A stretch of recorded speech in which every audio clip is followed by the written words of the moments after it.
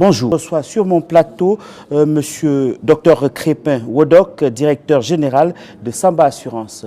Merci d'avoir accepté notre invitation, docteur. Docteur, dites-nous, comment le marché des capitaux peut-il aider au financement de la croissance des sociétés d'assurance? Merci de l'opportunité que vous offrez à Samba Assurance Gabon SA par donc la voix de son fondateur, président directeur général, de bien pouvoir répondre à cette problématique qui nous est posée dans le cadre du 10e forum des marchés de la FANAF. Les marchés financiers dans la zone CIMA sont apparus après l'adoption du Code des assurances à CIMA. Et la zone CIMA, c'est deux zones géographiques distinctes. Vous avez l'Afrique centrale, qui a sa bourse de valeur mobilière Afrique centrale, la BVMAC, et vous avez la BRVM qui, elle, est attachée donc à l'espace de la CEDEAO. Il se trouve que jusqu'en 2022, aucune société agréée par le régulateur du secteur des assurances pour les 14 États n'avait franchi effectivement le pas pour aller à la bourse. D'une part, pour lever des capitaux en vue de son refinancement, soit pour satisfaire aux obligations réglementaires qui imposent que les sociétés d'assurance d'azote devraient être recapitalisées à 5 milliards, pour les sociétés d'assurance, non dommage, 3 milliards pour les sociétés d'assurance vie et 10 milliards pour les sociétés de réassurance. Soit pour se financer en vue du développement, en vue de leur croissance. Dans l'exemple que j'ai présenté à l'occasion de ce 10e forum, la société que je dirigeais à l'époque, que j'avais créée pour le compte de l'État gabonais, la Société commerciale gabonaise de réassurance, société de réassurance agréée par la CIMA, qui avait déjà atteint le minimum réglementaire de 10 milliards, souhaitait se développer en Afrique. Ce développement passait par l'ouverture de bureaux, aussi bien en Afrique de l'Ouest, ici à Abidjan, un bureau en Afrique du Nord, un bureau en Afrique australe et bien sûr un nouveau bureau en Afrique centrale. Pour atteindre cet objectif de développement, j'ai donc dû solliciter la bourse après avoir obtenu l'avis favorable des instances de gouvernance de la société que sont l'Assemblée générale des actionnaires, le conseil d'administration. Sur la base donc de l'application du plan stratégique de développement de cette entreprise que je dirigeais à l'époque, il était question que la SCGR, puisqu'il s'agit d'elle, puisse atteindre un capital social minimum de 15 milliards de francs CFA avant 2025. Question, où trouver de l'argent?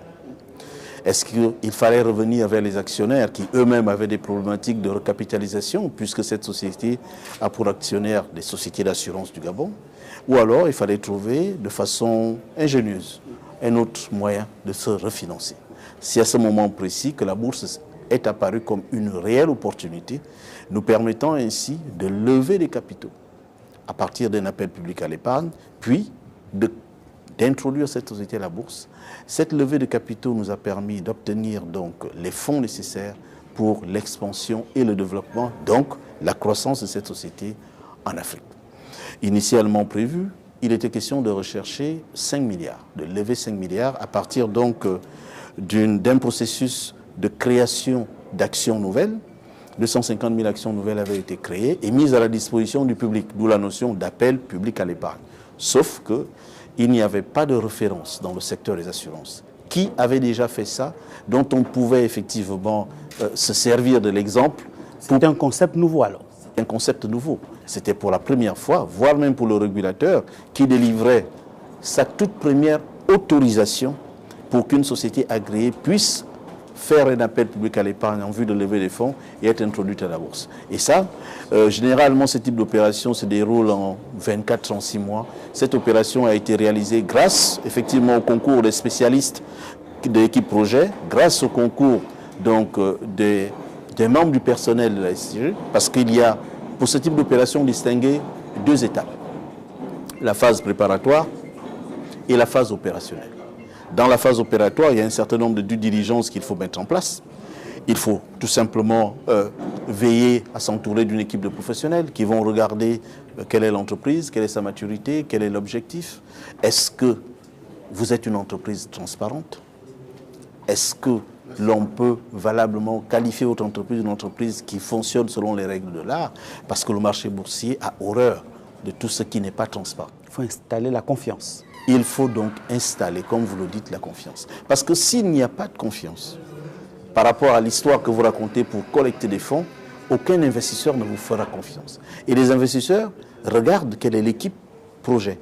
Comment vous avez constitué votre équipe projet? Cette équipe projet doit être constituée des meilleurs professionnels possibles, chacun dans son secteur d'activité. Il vous faut donc un arrangeur chef de file, il vous faut des commissaires aux comptes qui n'ont rien à voir avec les commissaires aux comptes, il vous faut un cabinet d'expertise qui va certifier que vos provisions techniques pour une société d'assurance sont normalement constituées selon les règles de l'art. Il vous faut une équipe de communication et il vous faut également quelqu'un, un expert en finance qui va faire la valorisation de l'entreprise. Parce que la valorisation est très importante, c'est celle qui donne le prix réel de l'action. Il y a plusieurs méthodes de valorisation. Vous serez amené à choisir dans l'une d'entre elles, à partir de laquelle vous allez donc proposer au public une offre. On se dit, bon, écoutez, vous dites aux gens, venez investir dans cette société. Ils investissent sur une base qui est tout à fait transparente. Ils doivent connaître si, premièrement, votre société a obtenu les agréments qu'il faut des différents régulateurs, le régulateur du secteur et le régulateur du marché financier. Secondo, si le prix proposé est intéressant pour qu'ils puissent investir. Et ensuite, est-ce que le contrat de confiance que vous établissez avec eux va leur permettre de réaliser un investissement rentable. On n'investit pas dans une entreprise pour perdre de l'argent. Vous investissez dans une entreprise qui vous présente un business model, un business plan en vous disant chaque année, nous allons vous reverser des dividendes. Parce que celui qui investit, il a le choix. Soit il prend son argent, il met à la banque et il attend patiemment. Ce qui lui donne effectivement là un investissement sécurisé, c'est dans la banque.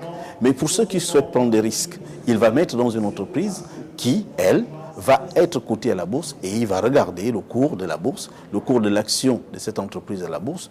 Aujourd'hui, on peut valablement dire que la bourse ou les bourses sont, on peut qualifier que c'est un canal privilégié pour les sociétés de notre secteur pour deux choses. Premièrement, pour se refinancer en vue des différents objectifs qu'elles poursuivent, soit la recapitalisation, soit la croissance.